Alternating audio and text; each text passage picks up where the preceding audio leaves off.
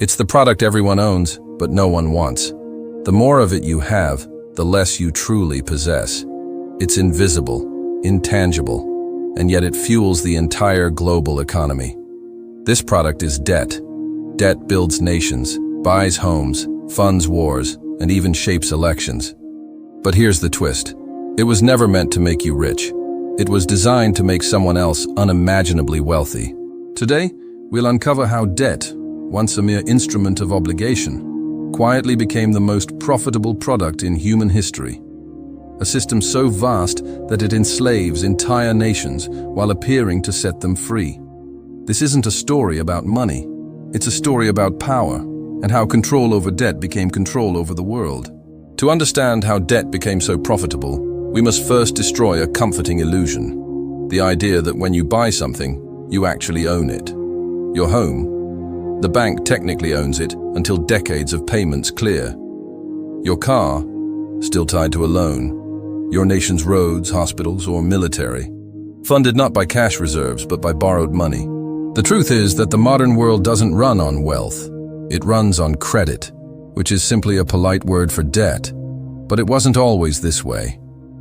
Once, money represented actual value, gold, silver, or grain. Debt existed, yes, but it was personal, moral, and often limited. It was a promise between individuals. Then came a transformation that would change civilization forever. Before coins, before banks, before credit cards, there was trust.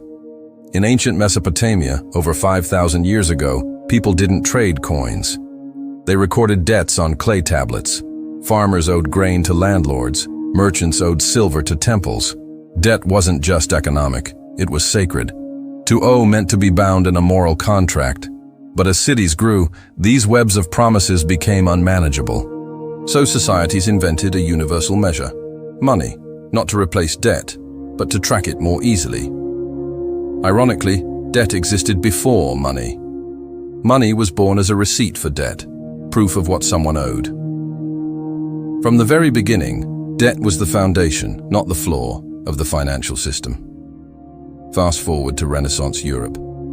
The year is 1472. In the Italian city of Siena, a new kind of institution emerges. Monte dei Paschi di Siena, one of the world's first banks.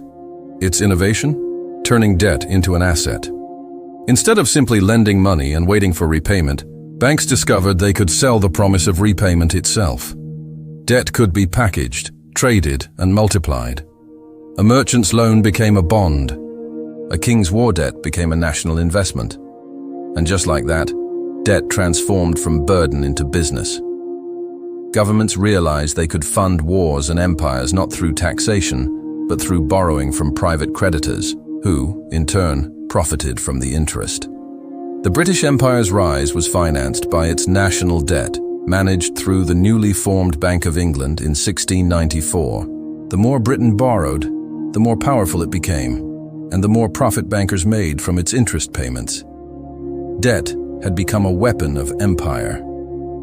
By the 19th century, industrialization changed everything. Railroads, factories, and mass production demanded enormous capital. Nations turned again to debt, issuing bonds, selling shares, borrowing from one another. But this time, debt didn't just fund nations. It entered the lives of individuals. Credit became the ticket to upward mobility.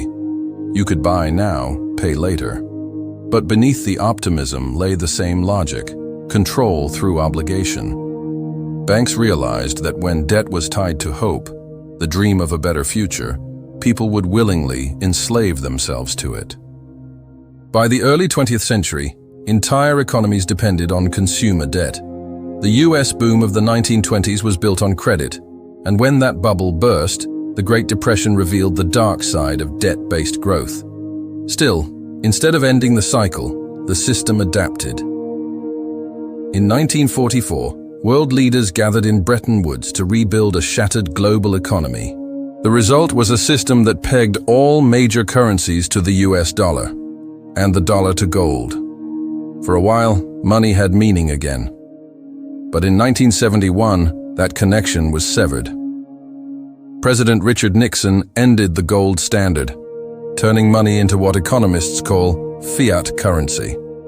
From that moment, money was no longer tied to value, only to trust. Now banks could create money out of nothing. How? Through fractional reserve banking. When you deposit $1,000 in a bank, the bank doesn't store it. It lends out most of it, keeping only a small fraction. That new loan becomes a new deposit somewhere else, which can again be loaned out. This endless chain means that the majority of money in circulation doesn't physically exist. It's digital debt, created with a few keystrokes. In essence, every dollar is someone else's debt. And the interest on that debt? Pure profit. Debt had officially become the most profitable product ever invented, because it cost nothing to create, but yielded endless returns. The effects were staggering. Between 1971 and today, global debt has grown more than 100-fold. Governments, corporations, and individuals now owe over $315 trillion combined, more than 3 times the world's total GDP. But here's the hidden truth. Debt doesn't just grow wealth, it transfers it.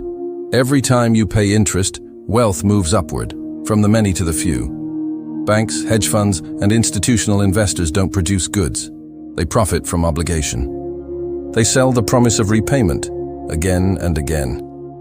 Even the 2008 financial crisis was born from this logic. Banks packaged risky home loans into securities, sold them globally, and bet against them when they failed. Millions lost homes, but the financial system survived, because for those at the top, debt failure is still profitable. When the system collapsed, governments borrowed even more to bail it out. The result? More debt, more profit, more control. Every reform attempt, from regulation to stimulus, merely changes the form, not the function, of the debt system. Why? Because debt is no longer a byproduct of capitalism. It is capitalism. Without new borrowing, the system stops. Without growth, debts can't be repaid. The only solution is more debt. Central banks now control economies not by printing money, but by manipulating interest rates, the price of debt itself. Lower rates encourage borrowing, which fuels growth. Higher rates slow it down. But every solution only deepens dependence. It's a self-perpetuating machine, where the product keeps selling itself, and the buyers have no choice. Today, the same logic continues, but in new forms. Credit cards, student loans, national debt, corporate leverage, all operate on the same ancient principle. Promise now, pay forever. And now, as digital currencies and central bank digital systems, CBDCs, emerge, the future of debt is becoming even more precise and more controlled. In a digital economy, every transaction, every repayment, every credit limit can be monitored or manipulated. The same power that once belonged to kings and empires now sits in algorithms and central servers. Debt has evolved into data, and data is the new gold. But the outcome remains the same, a system where freedom is traded for convenience and control is disguised as opportunity. 3 takeaways. 1. Debt is not money, it's control. Every modern financial system relies on keeping populations indebted. It ensures continuous dependence and predictable profit. 2. The system rewards lenders, not labor. Wealth flows not from work but from the ownership of obligations. Those who lend, win. Those who borrow, serve. 3. The illusion of prosperity hides structural poverty. GDP grows, markets rise, but the average person falls deeper into invisible servitude, measured not in chains, but in payments. We stand at the edge of a new era. Governments, corporations, and individuals are all trapped in the same expanding bubble, one that can't be repaid, only rolled over. When that bubble bursts, it won't just shake markets, it will redefine the meaning of ownership, value, and freedom itself. The question isn't whether debt will collapse, but who will profit when it does. This is the Fiscal Archivist, uncovering the patterns that shape the hidden architecture of money and power. If you found value in this story, remember, awareness is the first step toward independence. Subscribe to uncover more truths about the systems that rule our world. Because only by understanding how debt became profit can and we begin to reclaim what was always ours: our value, our choices, our freedom.